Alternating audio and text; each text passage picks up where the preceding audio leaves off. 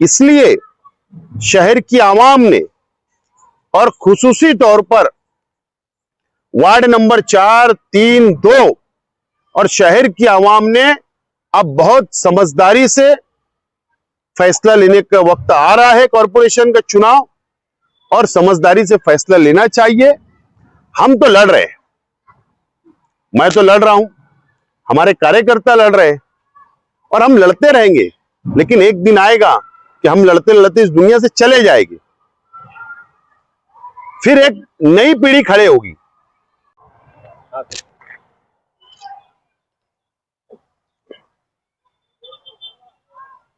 2025 में जनवरी एंड तक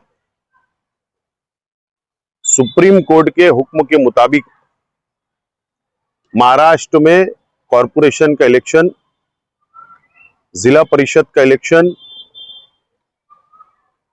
नगर पालिका का इलेक्शन लेने का फैसला सुप्रीम कोर्ट ने सुनाया है और हुक्म दिया है कि जनवरी से पहले पहले इलेक्शन कंप्लीट किया जाए।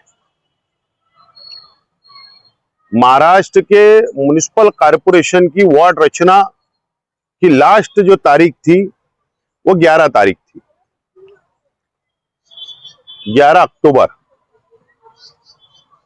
और महाराष्ट्र में जहां जहां भी कॉरपोरेशन है,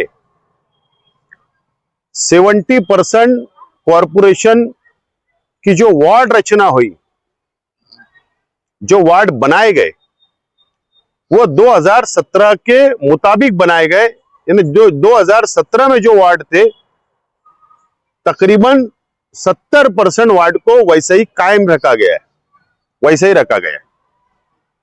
लेकिन मालेगांव म्युनिसिपल कॉरपोरेशन ने भी वार्ड जो इलेक्शन कमिश्नर और हुकूमत महाराष्ट्र ने 2017 परमाने ही पहली मंजूरी दी।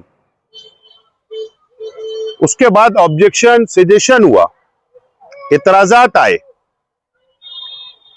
और इतराज के बाद जो वार्ड रचना फाइनल होकर आई, उसके अंदर कई वार्डों को तब्दील कर दिया गया।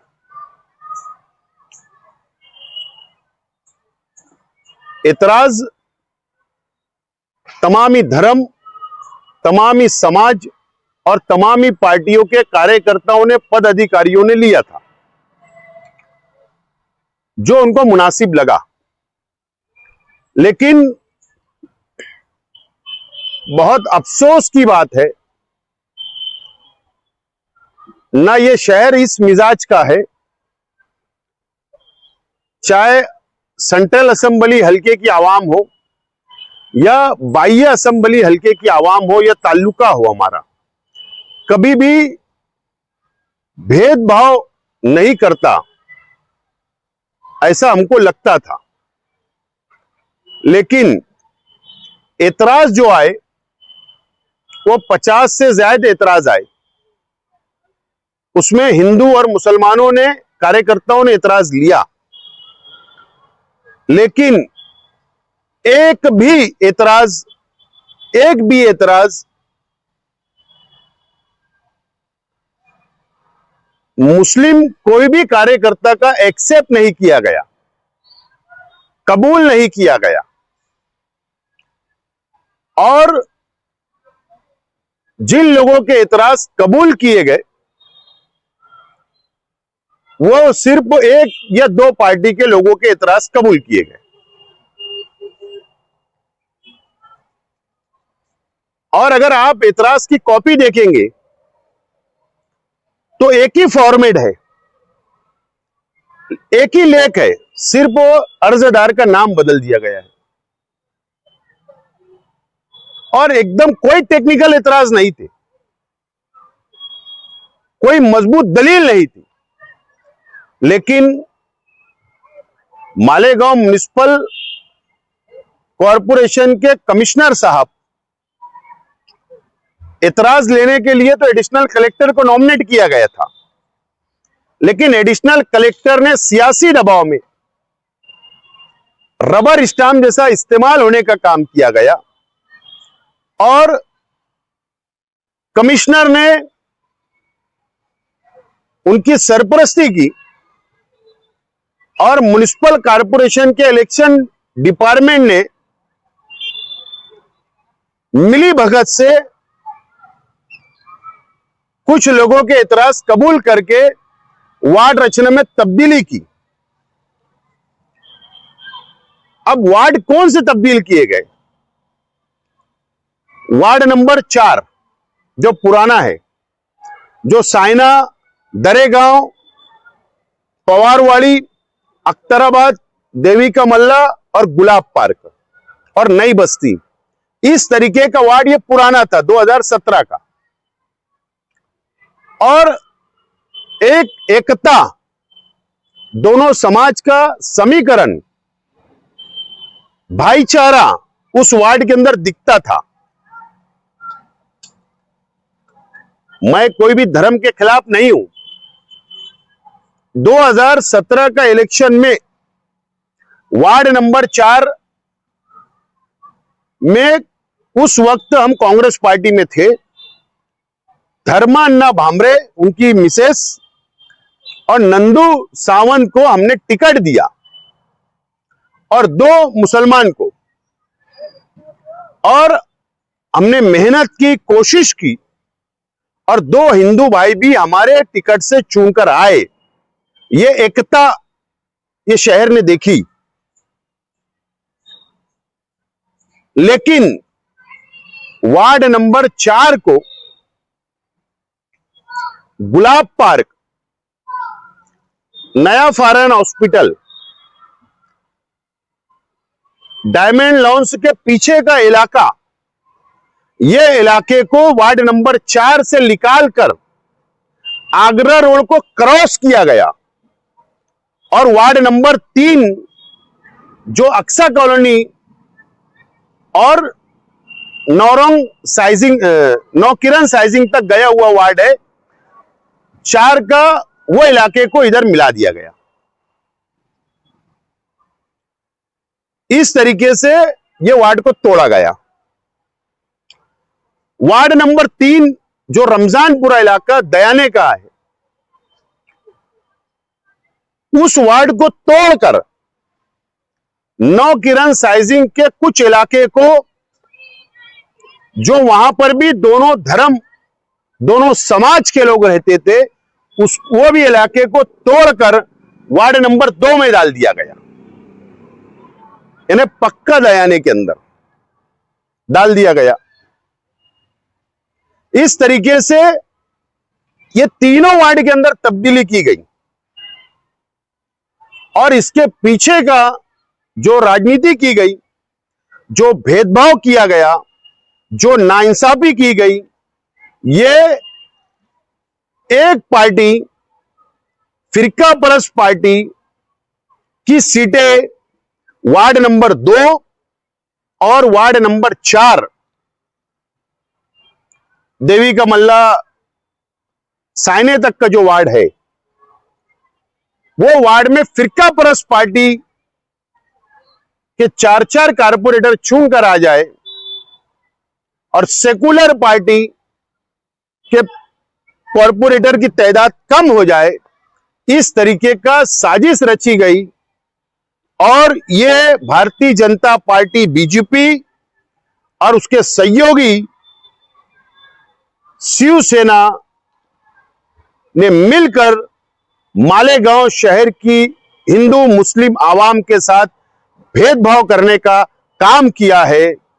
ये बहुत अफसोस की बात है, बहुत अफसोस की बात है। और यही दोनों पार्टियों के ही कार्यकर्ताओं के एतराजात कबूल किए गए, ये बहुत अफसोस की बात है। शहर में अलग अलग वार्डों के अंदर भी एतराजात दिए गए थे, उसको कबूल नहीं किया गया। तो एक साजिश के तहत मालेगांव शहर को दोबारा फिरका परस्त पार्टियां की नीयत खराब है और उनकी नजर मालेगांव म्युनिसिपल कॉरपोरेशन के 2025 के होने वाले चुनाव के ऊपर है, यानी जनवरी के अंदर जो चुनाव होंगे उसके ऊपर है। यह बहुत अफसोस की बात है। मैं सरकार की UD department, urban development, Malegaon municipal corporation के कमिश्नर, एडिशनल कलेक्टर मालेगांव और निवडणूक शाखा के तमाम ही लोगों की जो साजिश उन्होंने रची, जो भेदभाव करने का काम किया, मैं उनकी निंदा करता हूं और मुजम्मत करता हूं। इसीलिए आज की ये प्रेस कॉन्फ्रेंस बुलाई गई। उनके खिलाफ आप अदालत में जाएंगे या फिर इलेक्शन कमीशन से शिकायत करेंगे? असल में पहली बात तो सरकार, हुकूमत महाराष्ट्र ने जो कानून में तब्दीली की थी, पहले कॉरपोरेशन वार्ड तैयार करती थी और डायरेक्ट स्टेट इलेक्शन कमिश्नर को भेजा जाता था। सरकार का, नगर विकास डिपार्टमेंट का कोई रूल नहीं होता था, लेकिन ये सरकार ने पावर, इलेक्शन कमिश्नर का पावर अपने पास ले लिया और पूरे महाराष्ट्र के अंदर वार्ड बैठकर मुंबई के अंदर बनाए गए और ये अधिकारियों ने उनका साथ दिया है। इसलिए गवर्नमेंट पास जाना, इलेक्शन कमिश्नर के पास जाना फजूल की बातें है। ना इंसाफ हमको वहां नहीं मिलेगा। जिन लोगों ने भेदभाव किया वो इंसाफ दे ही नहीं सकते। लेकिन अब ये हमारे हिंदू भाइयों की दिवाली का त्यौहार शुरू हो रहा है कल से। इसके लिए हमारे वकील दीपावली के बाद हम उनसे मुलाकात करेंगे। पूरे पेपर मैंने आज कॉरपोरेशन से निकाला हूं, टेक्निकल। उनसे सलाह मशवरा करने के बाद हम आइंदा कदम उठाएंगे। शिवसेना के कौन से लीडर है जिन्होंने सत्ता हासिल करने के लिए ये किया और बीजेपी के कौन से लीडर है मुकामी सत्ता? ऐसा है कि ये जब कार्रवाई जब होती है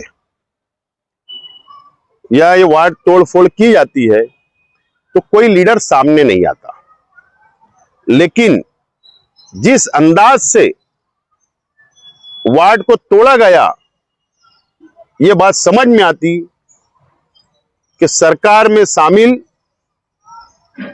शिवसेना, बीजेपी ने मिलकर ये वार्ड को तोड़ने का काम किया।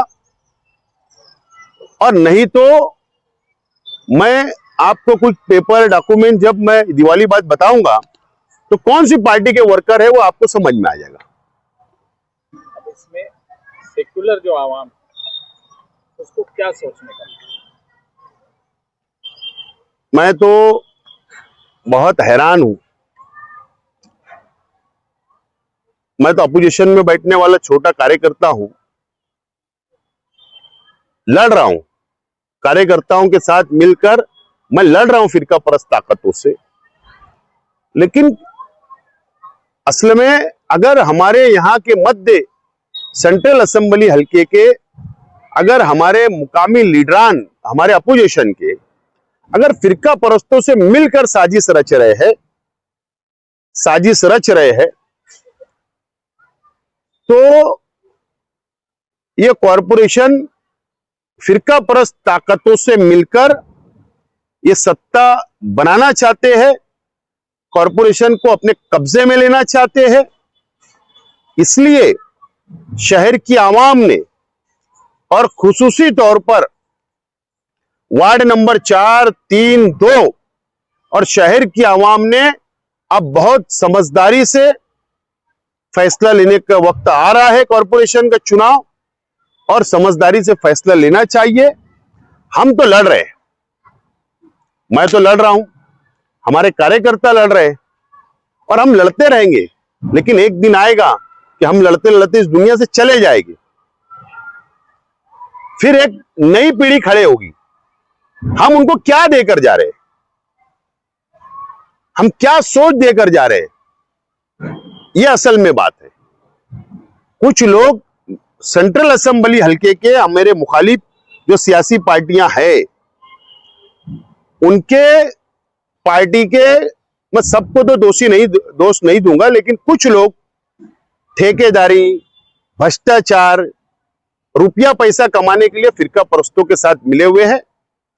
अब शहर के नौजवानों को, शहर के बाशऊर लोगों को शहर की दीनी तंजीमों को, शहर के तालीम याफ्ता लोगों को और शहर की माँ बहनों को और ये शहर के आवाम को अब सोचना है कि ये शहर किस रास्ते पे ले जाने की कोशिश हो रही है। अब हमारा अगर शहर की आवाम साथ देगी तो बिल्कुल आज जिस तरीके से हम लोग लड़ रहे हैं, इससे ज्यादा ताकत से हम लोग लड़ेंगे शहर को बचाने के लिए।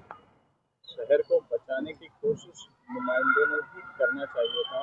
जब वार्ड रचना हो रही थी, इलेक्शन डिक्लेयर होने के करीब होने वाले हैं, तो ये सारी बातों पे जिस तरह से बारीकी से आप यहाँ से मुंबई तक नजर बनाए हुए हैं, क्या नुमाइंदे की भी ये जिम्मेदारी नहीं थी? सत्ता में भागीदारी कैसे मिले, ये मकसद होता है कुछ लोगों का। जब उनको बैठे बैठाई फिरका परस्त पार्टियों से मिलकर सत्ता करने का मौका मिलने वाला है, उनके अंदर उनका जमीर अब जिंदा नहीं है, बचा है। अपने जाति मुफाद के लिए जब उनको सत्ता नजर आ रही है खामोश रहने के लिए, तो खामोश बैठे हैं। और इसीलिए तो सब काम हो रहा है ना। अब ये शहर के अंदर कमिश्नर साहब ने ये 1 सालों में, कमिश्नर साहब प्रशासक है, मालेगांव म्युनिसिपल कॉर्पोरेशन के कमिश्नर प्रशासक है। प्रशासक कब तक? जिस दिन मेयर बैठ जाएगा उस दिन बॉडी आ जाएगी, उस दिन प्रशासक खत्म। पब्लिक बॉडी फैसला करेगी। हमारे कमिश्नर साहब के आप जाकर प्रशासकीय ठहराव देखो, अभी ठहराव कर रहे हो ये 2-3 महीने के अंदर कम से कम। अरे तुम ठहराव करो, तुम्हारी मुद्दत तक 11 महीने के लिए एग्रीमेंट करो। 5 साल का एग्रीमेंट है एजेंसियों को, 7 साल का 5 करोड़ 10 करोड़ 20 करोड़। तो उनको भी यहां रिटायर होने तक यहां है, उसके बाद वो चले जाएंगे। बॉडी आएंगी, बॉडी के हाथ में कुछ बचने वाला नहीं है। अभी वो सिर्फ मैं आज इशारा कर रहा हूं, मेरे पास सब पेपर आ रहे हैं। तो इस तरीके से शहर को लूटने का काम, कारपोरेशन को लूटने का काम हो रहा है। यह बहुत अफसोस की बात है।